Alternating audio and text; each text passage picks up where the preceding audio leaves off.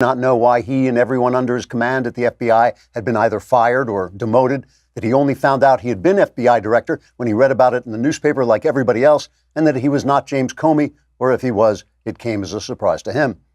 Comey, who since leaving the Bureau has been working full-time as a sanctimonious crapweasel, later emerged from the testimony to tell reporters, quote, "Those screws will never lay a finger on me, see, because the cop hasn't been born who can out-noodle Big Jim Comey, and anyone who says different better not walk down any dark alleys, or he might find himself sinking to the bottom of the East River in a pair of cement overshoes," unquote. Comey then went on to say he was there to speak out for the rule of law. When asked if he was at all responsible for the decline in the FBI's reputation among Americans with a conscience, and whether that decline was perhaps related to his treating Hillary Clinton with kid gloves while going after Donald Trump with the flimsiest excuse and the ugliest tactics, Comey responded, quote, "That's ridiculous. How can I be responsible for the downfall of the FBI when I am like unto a god? Except, all corrupt and stuff," unquote. Comey then struck one of his patented self-righteous poses, the same one featured on the T-shirts of himself he was selling at a nearby stand, and declared that every Republican of decency and integrity must allow his reputation and fortune to be utterly destroyed in order to ensure that Democrats are elected in the next election. When asked why Republicans should do that, Comey replied, quote, "Because otherwise I'll end up in jail where I belong." Trigger warning, I'm Andrew Klavan, and this is The Andrew Klavan Show. I feel hunky-dunky, life is tickety-boo. Birds are winging, also singing hunky-dunky-doo. Ship-shaped, tipsy-topsy, the world is zippity-zing. It's a wonderful day, hurrah, hooray! It makes me want to sing. Oh, hurrah, hooray! Oh, hooray, hurrah! The term conspiracy theory was not invented by the CIA, as I have sometimes heard. It was older than, it was a 19th century phrase, but the CIA used the term conspiracy theory, conspiracy theorist, to undermine claims in 1967 that the Warren Report was misguided in deciding that only one person, Lee Harvey Oswald, had assassinated John F. Kennedy. The fact was the CIA had been hiding information from the Warren Report, and they basically sent out an order to people, especially their friends in the press, telling them that anyone who said the CIA was doing what they were doing, hiding information, should be called a conspiracy theorist, and that would be a way of dismissing them. Well, today, the New York Times, a former newspaper, went back to that old playbook and echoed its friends at the CIA and branding any conservative who talks about the actions of the so-called deep state against Donald Trump, calling them conspiracy theorists and calling those conspiracy theories. But the fact is, under the current condition of our government, conspiracies of deep state actors, largely sympathetic to the Democrat Party and largely hostile to the Republican Party and seeking to preserve their power, that's not just highly likely. It's not just highly likely that they're doing that, but it's organic to the way the government runs, and it is virtually inevitable that it'll happen. Yesterday's incredibly arrogant and sanctimonious and I thought despicable performance by former FBI Director James Comey was one more piece of evidence that the deep state is real, that it's not a conspiracy to say that they acted against President Trump for the preservation of their own power. And I'll talk about that and I'll explain why I say that in just a minute. But first, let's talk about Helix Sleep, their mattresses and their pillows. This is something I know about. For instance, last night, I was awake virtually all night. I'm coming here on about an hour of sleep. I just could not sleep. I was wide awake. And so I propped myself up on my incredibly comfortable, incredibly cool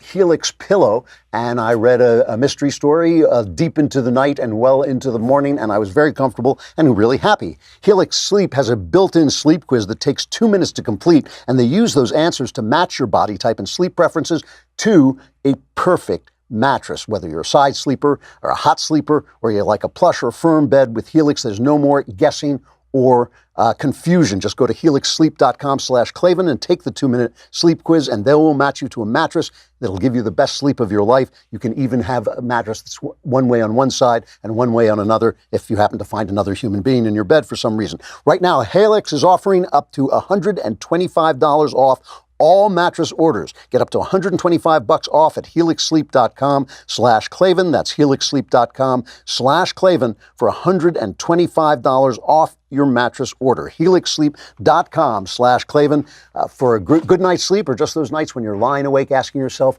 how do you spell Klavan? It is Klavan. No E's in Klavan.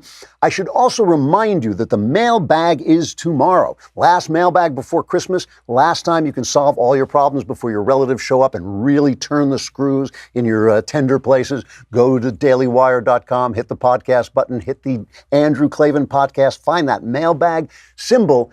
Ask your questions about anything you want, religion, politics, personal life. I will answer them all. My answers are guaranteed 100% correct and will change your life. Will they change your life for the better? I don't know, but try it. It will be good. So here's why I say a deep state conspiracy is not just a conspiracy theory. It is virtually inevitable, all right? We live in a republic, right? This is the thing the conservatives are always saying. Whenever anybody says, oh, we live in a democracy, conservatives always leap up and say, no, we live in a republic. What does it mean? It means that the sovereign power, the supreme power, is with the people, but it's exercised, the power is exercised by their representatives. That's not hard to understand, right? We go out and we vote for people to represent us, and they go and do the job for me in a way that I feel is kind of like what I would do if I had their expertise and their skill. And that means that I am free to go off and do my job, drawing, pictures on people's walls, whatever it is, my job with my expertise and my skill while they take care of the government, right? That is representative government. That is living in a republic. But what happens when elected guy who's there to represent me is in turn represented by thousands of unelected guys who are carrying out not his wishes, but his wishes as they interpret them, and they see how they should be, all right? So we've got one guy who is elected to represent me, and then thousands of unelected guys. That's the state of our nation, right? That is the state of our nation where the EPA can say, oh, yes, the representative passed a law, but the law means this, and we're going to interpret it this way, and the courts will back us up on our interpretation, even if it has nothing to do with the intent of Congress. At some point, those thousands of unelected guys who are working outside of the realm of that elected guy are going to say to themselves, gee, our jobs are protected by civil service rules. We're not going to get fired. We can do pretty much anything we want. And anybody who gets in our way or tries to take our jobs away is the enemy. Who becomes the enemy? Obviously, conservatives, people who want small government, people who don't trust government, obviously the Democrats who talk about government this, government that, who always know that the solution to every problem is government, are going to be the pals. So you're going to have a large contingent of unelected people who do not represent the people plotting and defending their position against Republicans for Democrats. And because the news media is largely composed of Democrats, you've got them backing it up. So listen, none of this is to defend any action by Donald Trump. I'm not going to defend any action by Donald Trump as I speak. Michael Flynn, the former national security advisor, is in court. I think they've just delayed his sentencing. They've just said they're going to delay his sentencing for a while. At first, the judge came in and ripped Flynn and said you could have been charged with treason because you were a non-registered representative of Turkey while you were serving as NSA. Then the judge came back and said, oh, no, I misspoke. You actually weren't, because two other guys have been charged with that. But Flynn was no longer representing Turkey when he was working for Donald Trump, so that wasn't true. So it was all kind of a mess in there. We don't know exactly what happened, but we do know the way James Comey has acted. We do know he treated Hillary Clinton one way and treated Donald Trump an entirely different way. And we do know he hates Donald Trump and leaked information after he was fired to get Donald Trump investigated by special counsel. He's testified to that because he was so bitter about being fired. This arrogant, sanctimonious crapweasel, this guy who has been making speeches about, oh, someone must speak up for the rule of law, and why aren't Republicans standing up against Donald Trump? This guy, he was once again testifying on Capitol Hill about Hillary's emails on the Russian collusion investigation. He was there, I don't know, a week ago, and over 200 times said he didn't know anything.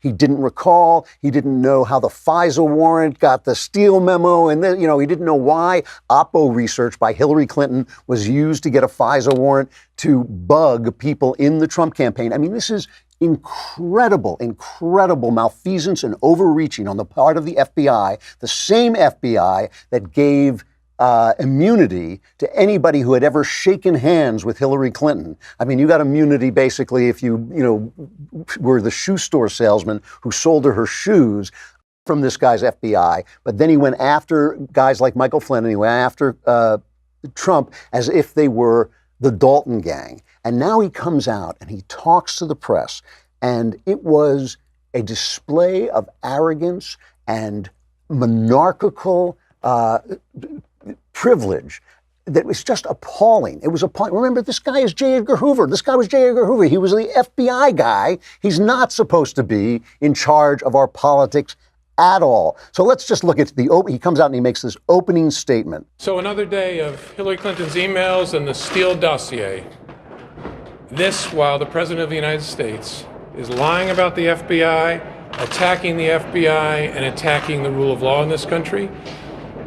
How does that make any sense at all? Republicans used to understand that the actions of a president matter, the words of a president matter, the rule of law matters, and the truth matters. Where are those Republicans today? At some point, someone has to stand up and in the face of fear of Fox News, fear of their base, fear of mean tweets, stand up for the values of this country and not slink away into retirement, but stand up and speak the truth.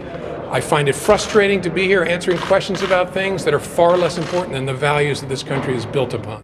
Let me translate that for you. How dare they question my actions when they should be, basically going after the people I don't like? That's basically what he's saying. How dare they ask me about the Clinton email? Here we are talking about the Clinton emails again.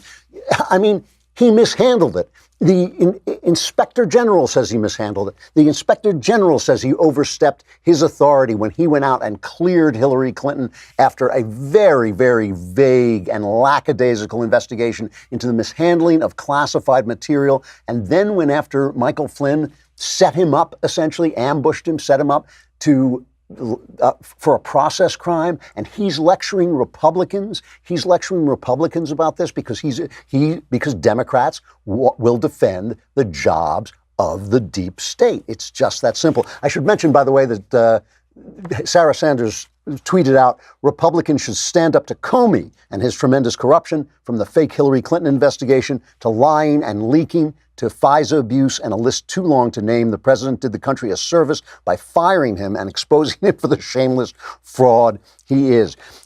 Some people find it funny that I could be a spokesman for Hair Club. And let me say this. What's so funny? Stop laughing. You're laughing. Stop laughing at me. It's not funny. Who knows better than me how much you want to hold on to your hair and keep it stuck on your head where it belongs. Hair Club understands the emotions you're feeling and knows the questions you have, and they are the leader in total hair solutions with a legacy of success for over 40 years.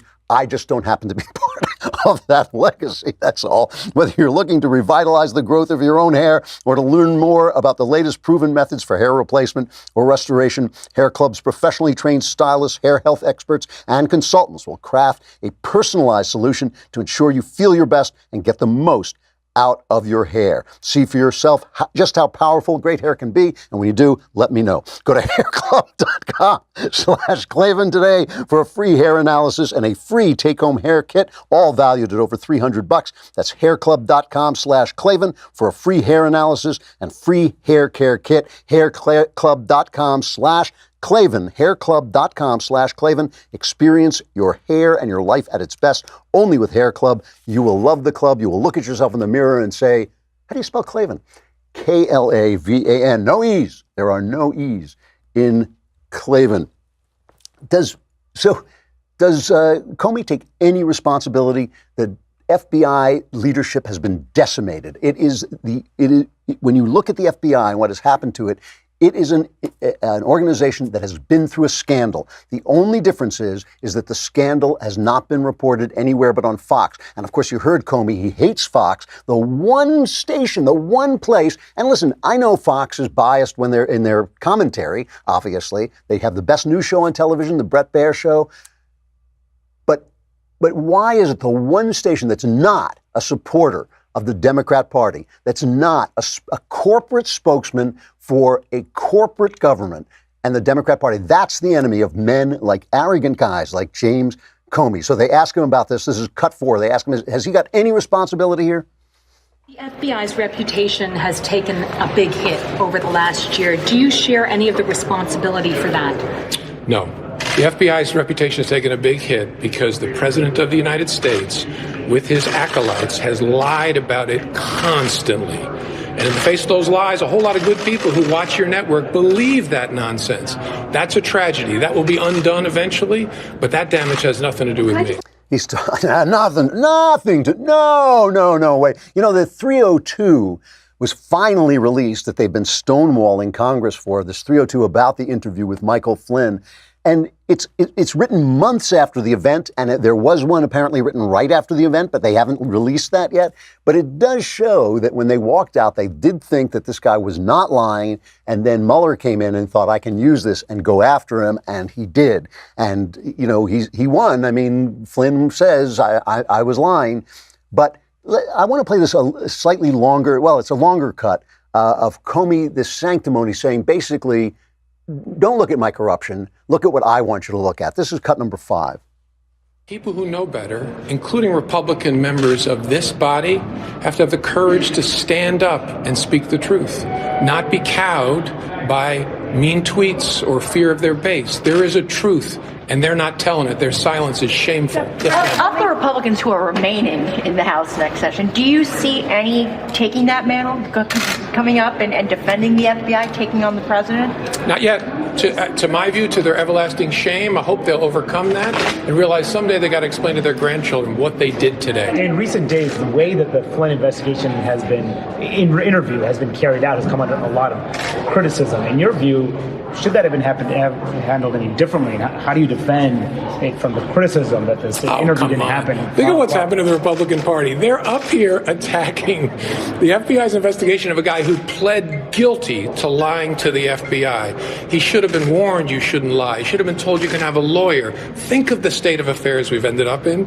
That's nonsense. I'm very proud of the way the FBI conducted itself. Agile, flexible, thoughtful, pursued the leads where you'd want us to. Oh, and now they're criticizing me because we didn't read him his Miranda rights. You go up there to lead a guy into crime, and it does seem like they did that. It does seem to me that it wasn't, I don't think it's entrapment. I don't think that it fulfills that legal definition, but it does seem to me they meant to lead him into a crime, and they did not read him his Miranda rights. I don't know, you know, he's going to get sentenced whenever he gets sentenced, but that doesn't mean that his sentence will stand up. It doesn't mean he can't appeal. It doesn't mean he can't appeal on process as well. But just that sanctimonious language he used, they're going to have to live with this. They're going to have to tell their grandchildren, how can they sleep at night? You know, all this stuff. When it's him. It's all him. He did this. He brought this on himself. He brought this on the FBI. He did a bad job. He did an arrogant job. He went after a guy in the absolute certainty that Hillary Clinton was going to win, that the deep state was safe, that his job was safe, and he got screwed and exposed. And now all this verbiage, and again, this is not defending anything about Donald Trump, any actions he might have taken, but still, is this what we accept from our government? Really? Really amazing to me. And the giveaway, 2 giveaways. I want to play them both. I want to play both of these pieces. First, Comey is questioned by a reporter on the fact that when he released information to get back at Trump as a vengeance, to get back at Trump for firing him, he released information in the hopes that were fulfilled that the deep state would now put in place a special counsel to go after Trump, that he might have released classified information. Now listen to this exchange with a reporter and remember how they attack Trump for attacking the press. Listen to the disdain. Listen to the arrogance, the way the guy is standing on a hilltop looking down at the press and saying, "Free press, be gone." This is cut 7. My understanding is that when you shared your memos with your legal team, that there was a follow-up for a classified containment operation by the Bureau. Was there a spill of classified information when you shared those memos? Yeah, I'm not going to talk about something like that. Well, that's important to talk about, whether classified information was mishandled. Whether you think it is or not, I'm not going to talk about it one way or another. Yeah, whether you think it's important or not, I'm not going to talk about it. Buzz off, sister. Take your press card and get out of here. But the whole thing, really, the entire thing was spoken by Lindsey Graham 2.0, who pointed to the big point about all of this. The big point about all of this is, just as with the press, it is not the ferocity they bring to bear against Donald Trump.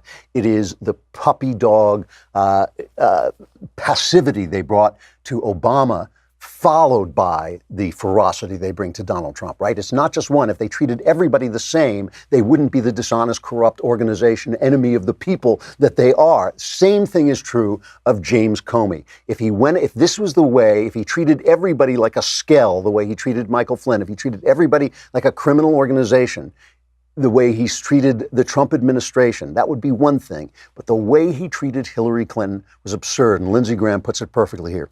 The whole purpose of Mueller being around is to find out, did the Trump campaign get an advantage from colluding with the Russians, from stolen emails from the DNC and Podesta? The answer thus far is no. But the one thing that jumps out at me is that they phoned in the Clinton investigation. They were in the tank for her. They hated Trump. They liked her. They wanted an insurance policy.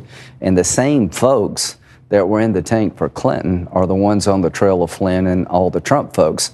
There's a certain unevenness here about how you investigate campaigns. No, you certainly might be right about that and potential, that but I'm wondering. me. You know, you're not an honest man if you only do an honest job for one side.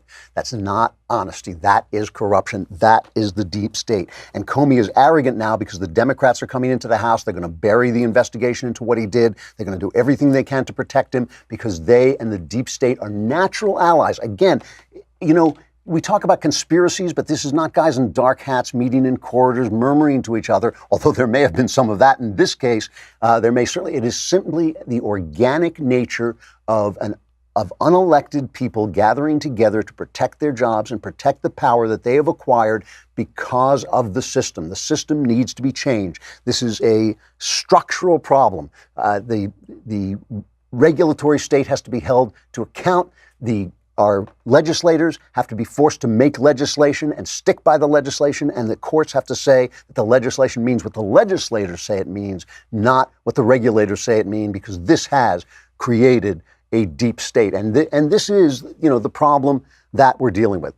All right, it is almost time for our next episode of The Conversation.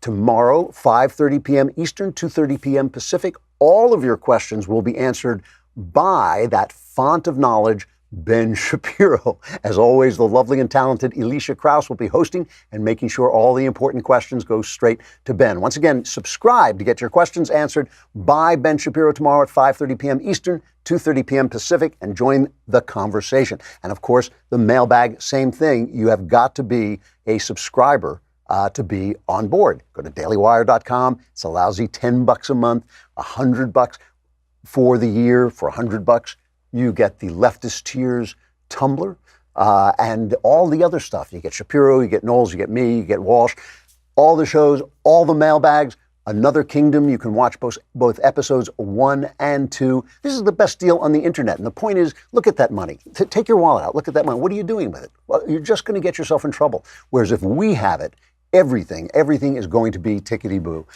So just send us that money because we want it. We have a really tremendous guest coming up. By the way, nobody told me that they've stopped showing us live on Facebook, but apparently that is true. So if you were watching us on YouTube, tell your friends who might have been watching us on Facebook to come and watch us. You want to go on iTunes and subscribe to the show and give us a 5-star review. Hit the bell on the show on YouTube. All those things that you do, they really help us out. They really give us a lot more leverage when we are selling the show and when we're publicizing the show. So please, if you enjoy it, help us out. We have a great guest coming up, however, Adam Plantinga. Am I pronouncing that right? Adam Plantinga, right? He is a veteran cop. His books for guys like me, crime writers like me, have become Bibles, so we can write about police officers and police work realistically, because he writes so well and so deeply about what cops know. And his new book, Police Craft, is really, really interesting and really worth reading. So that's coming up. But first, I got to say goodbye to YouTube anyway.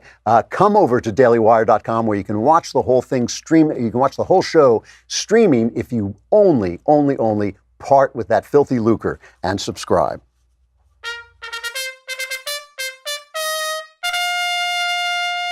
All right, Adam Plantinga is an Agatha Award nominated and Silver Falchion Award winning author. Those are both very, very prestigious awards. He is also a sergeant with the San Francisco Police Department. His new book, Police Craft, deals with police shootings, racial profiling, community relations, and every other aspect of policing. It is out now. It is a really good read. So is his other book, 400 Things Cops Know. Adam, it is great to finally meet you. How you doing? I'm doing fine. Thanks so much for having me. It's a pleasure. It is a pleasure. I've been using you as a source for years, so it's nice. It's nice to actually see you. This book, first of all, it's a fascinating book, and you write really well and really clearly. But it's clearly a book. It's not. I wouldn't call it politically incorrect. It's a book that is indifferent to whether it is politically correct or not, because you're trying to tell people the truth about what it is to police the streets of our cities. Let's start with this. Under the Obama administration, there were all these charges of widespread racism among the police. How do you feel about that? Is there any truth to that, to the idea of constant racial profiling, racial bigotry among the police?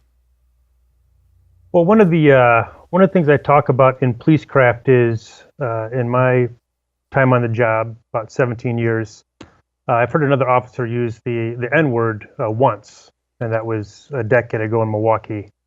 The vast majority of the cops that I know treat people with respect. I think sometimes there's this impression that the cops are at the station house rubbing their hands together and gleefully cackling about arresting a black male. As a cop, you go to where the crime is, and the vast majority of our calls happen in sort of lower socioeconomic neighborhoods, housing projects, and those are predominantly black and brown neighborhoods. So that's sort of the nature of the playing field. I will say this: we had a sort of recent texting scandal on the San Francisco Police Department, where several officers made racially inflammatory texts, and I got to say, maybe that's naivete on my part, but I was really taken aback by that. Those are not the cops that I know. The ones that I know, they do the job the way it's supposed to be, which is equal justice under the law. I went up to San Francisco. It's years ago now, but I was writing a series of detective stories that took place up there, and I interviewed police detectives. And one of their real frustrations were and I don't want you to talk about your department specifically, but one of their great frustrations was that there were techniques that they felt that they should be able to use that were restricted, that kept them from helping people, especially people who are out on the streets, especially people who might not be totally sane. Do you feel that the rules that restrain police are basically hurting the public? Well, when I think of that question, I think of the mentally ill. San Francisco has, my guess is as much as any city in the nation, a severe problem with mentally ill folks on the street. And as a cop, if you deal with someone who is a danger to themselves or others or gravely disabled, you can put a 5150 hold on them, which is just basically a short-term hold where they can be assessed by someone in the mental health field. But sometimes you'll put that hold on someone and you'll see them back on the street in 4 or 5 hours. There are people out there who simply cannot function in our society, and we're not doing them any favors by giving them their freedom. And there's more of a push now to do sort of a conservatorship, where someone is put in a setting and that's where they get care, and they don't have the freedom to leave. But I think we need more of that, because I've seen people that are, they're just suffering. And as a cop, you look at that and you shake your head, because, for whatever reason, these are folks that they have shown time and time again that they cannot be among people. When you said before that a lot of the neighborhoods where the crime is are black and brown neighborhoods, when you go into those neighborhoods, what is it that you see that you think, I don't want to say causes that crime, but maybe is connected to the high crime? What are the behaviors, attitudes, problems that you see on the street that need to be addressed, that maybe go beyond what the police can do? Well, drug use and abuse is behind just a glut of crime. The person that's breaking into your car and taking the spare change in your console is probably addicted to something.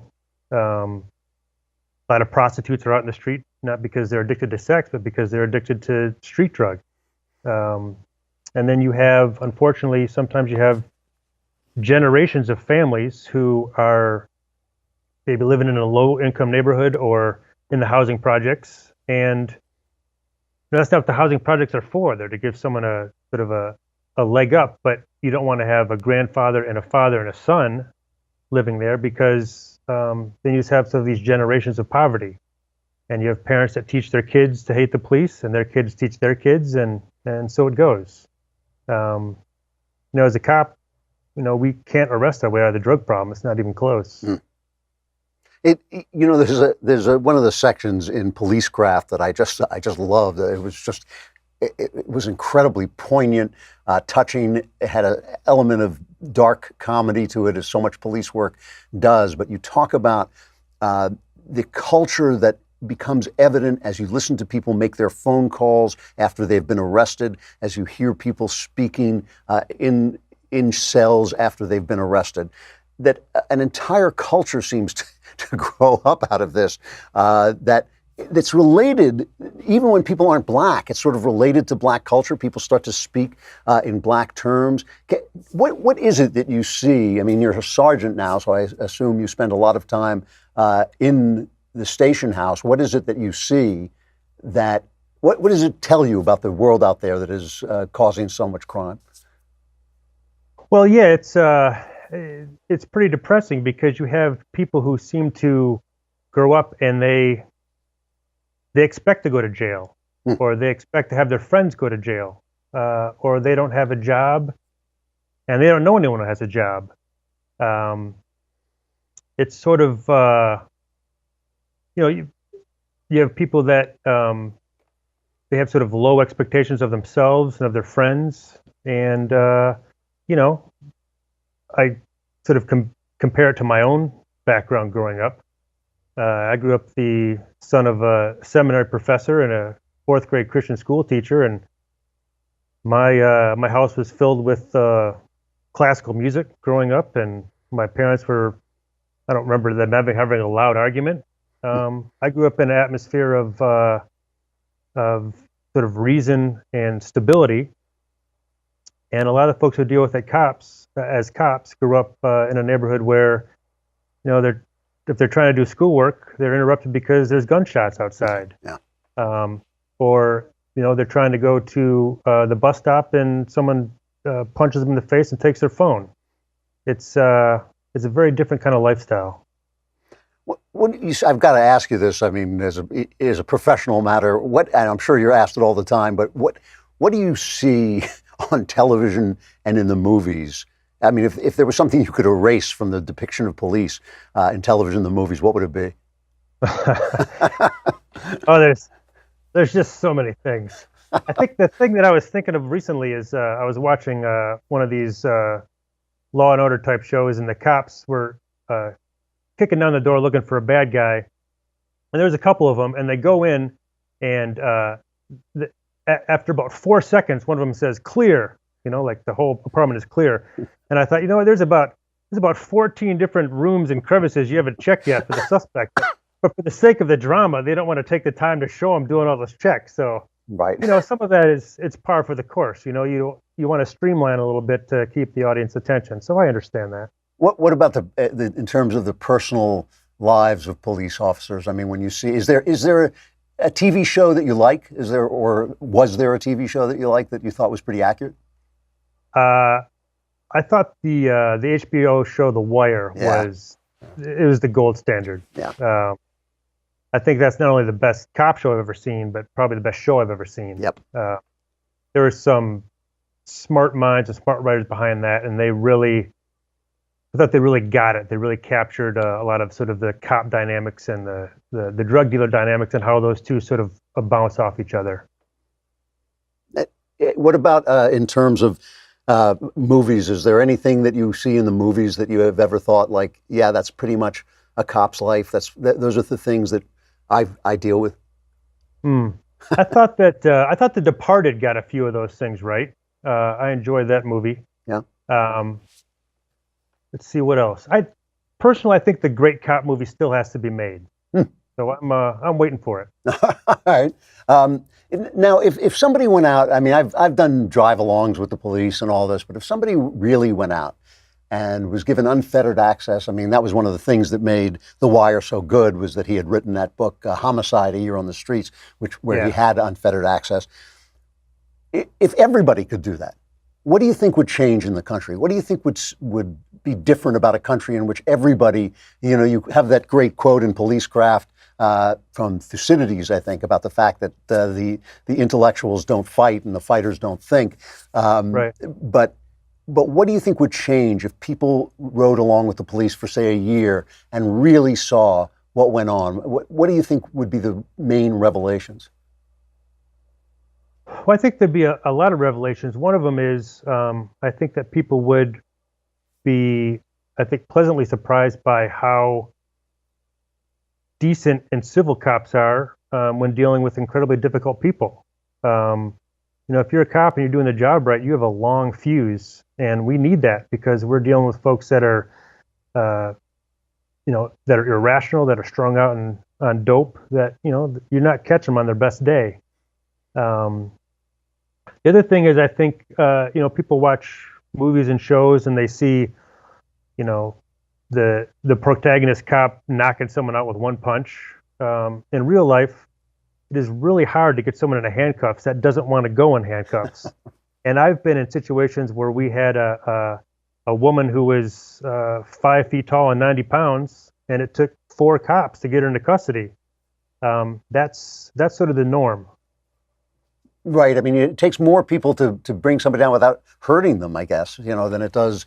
I mean, obviously, if you shot somebody, that would be the end of it. But if you're not going to do that, you really need to. It takes a lot of force to do it, and it's ugly to look at. It's ugly to see, and I think people get confused by that. I guess as a final question, is there something?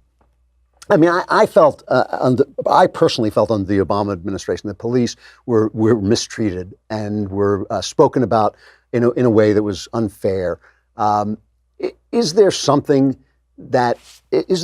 way that the communities that are at odds with the police, black communities, black people who maybe don't have problems with the police themselves but hear about the problems or have friends who have problems, is there something that you could tell them that would set that straight? Is there some way that they could maybe change their opinion? Well, I think there's 2 things that come to mind when you ask me that. The first is a lot of departments, including the San Francisco Police Department, have body cameras now. And that goes a long way to sort of setting the record straight. Interesting. Okay. So, for instance, you might have a shooting and the word on the street is, hey, the cop shot this guy for no reason.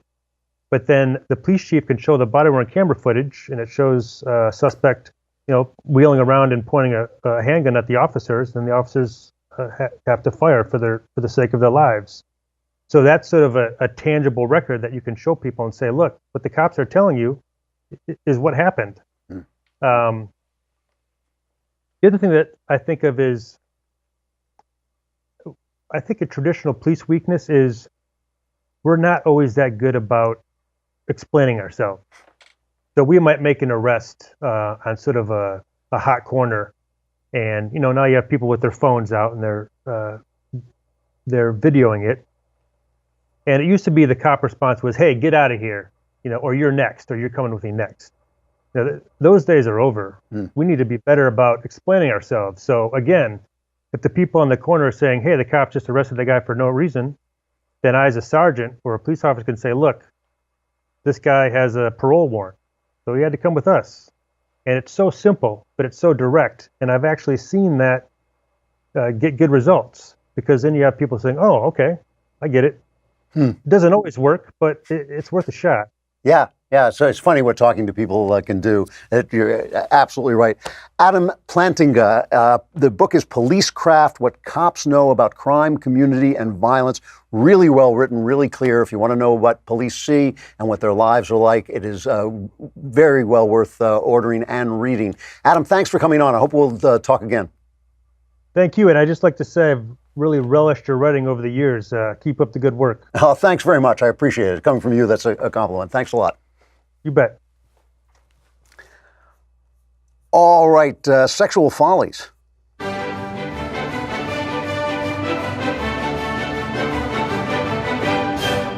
So, Miss Universe contest went on, and I'm probably breaking that news to you. The only way you would have heard about it, because nobody cares about it and nobody watched it, was the fact that Miss Spain was actually Mr. Spain. It was a transgender. I don't even know. I can't even remember how to describe it. There was a guy who had molded his body into a girl's body, looked great. Was really nice looking, and lost, I think, in the first round. The winner was Miss Philippines, Catriona Gray. But what really struck me about this was the celebratory coverage of this in the press. Here is just a little take from our friends at Newsbusters. This is from Good Morning America. We are back now with that groundbreaking night at the Miss Universe pageant. Miss Spain making history just by being there, and Miss Philippines winning the crown. Lara's got all the details. Good morning. Good morning to you all. Yes, it was quite a night. Lots of pomp and pageantry. A few stumbles along the way as well. But it was also a night of firsts. The first all-female judging panel, as well as the first transgender contestant. Overnight, history made at Miss Universe. Spanish model Angela Ponce becoming the first transgender woman to compete in the 66-year-old pageant. The audience greeting her with a standing O. So he really does look like a pretty girl, you know, and certainly a pretty girl is like a melody. But here's my question. That was a very celebratory report. A lot of the reports were like that. So my question is, what's good about this? Why is it good? Shouldn't they have to answer that? I mean, is it good? Who is it good for? Let's say it's good for this guy. You know, is it good for everybody else? Is it good for women? Is it good for all the other contestants? If a guy can be a better girl than a girl, is that good for girls? And so I guess, as always with the left, my question is, what do they want?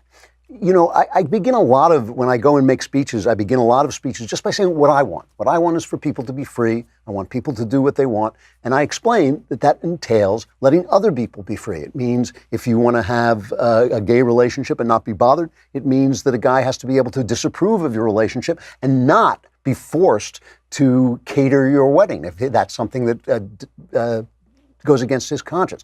Freedom is an interchange, right? Freedom is something that we have to give to each other in order to have it ourselves. So obviously, I have said many, many times, I think it's a very sad and painful thing to be in a body that you feel uncomfortable with. Sex is so basic to our identities that if you are a man, but you feel like a woman, as the old song goes, then you know, that must be incredibly painful. But why is it a good thing? Why is it a good thing that women, who are born women, should suddenly be in competition with people who are shaped by surgeons, people who are designed and not made to be what they are? I'm not sure why that's such a good thing, and I don't understand what it is that they want. Complete fluidity, that where your body doesn't mean anything? Do they want to encourage people to have these operations that result so often in suicide and misery? What is it exactly that the left is fighting for here? And I guess, you know, again, I don't care who wins Miss Universe. I don't care if the person who wins Miss Universe is an actual guy. It doesn't matter to me a damn bit. But it does matter to me that our society is honest and speaks the truth and doesn't have to force people into saying certain words instead of other words in order to keep an illusion alive. That seems to me to be sacrificing freedom for a fantasy. And I think I'm just so interested. I'm so interested that the left celebrates this. And by the left, I mean the media, which is the same thing. I'm so interested that they celebrate this without explaining to us what is good for everybody, for society. I can understand why this fellow feels great being up there pretending to be a woman, but I don't understand what is good for society about this and what it is they want from society to look like that it doesn't look like now. I think they should be forced to explain that. All right, the mailbag is tomorrow. Get your questions in now. Go to go to dailywire.com, hit the podcast button, hit the Andrew Klavan podcast, hit the mailbag, ask your questions. My answers, guaranteed correct, will solve every problem you have, which will in turn change your life. Will your life be better? How the hell do I know? But the answers will be correct. Be there. I'm Andrew Klavan. This is The Andrew Klavan Show.